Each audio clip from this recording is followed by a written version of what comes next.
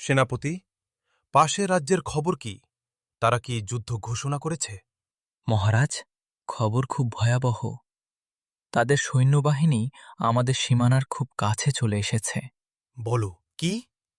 তাদের কাছে কত হাতি, কত ঘোড়া আছে? হাতি ঘোড়ার কথা জানি না মহারাজ, তবে তাদের সেনাপতি কাল রাতে ফেসবুকে একটা স্ট্যাটাস দিয়েছে, মিশন ভিক্টরি, লোডিং, আর সেটাতে ৩,০০০ লাইক পড়েছে। সর্বনাশ! ৩,০০০ লাইক! আমাদের সেনাপতি হিসেবে তুমি কি করছো?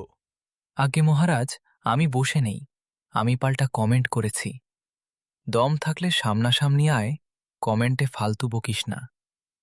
আর আমাদের সব সৈন্যদের বলেছি ওই কমেন্টে গিয়ে হা হা রিয়্যাক্ট দিতে। সাবাস! যুদ্ধের প্রস্তুতি কেমন? তলোয়ারে শান দিয়েছ তো? তলোয়ারের চেয়েও বড় অস্ত্র রেডি মহারাজ। আমি রাজ্যের সব ওয়াইফাই পাসওয়ার্ড বদলে দিয়েছি। ওদের সৈন্যরা আমাদের এলাকায় ঢুকলেই নেট পাবে না। নেট ছাড়া এই যুগের সৈন্যরা ৫ মিনিটও টিকবে না, যুদ্ধ তো দূরের কথা। বুদ্ধিমান। কিন্তু যদি ওরা অফলাইনে আক্রমণ করে? সে ব্যবস্থাও আছে মহারাজ।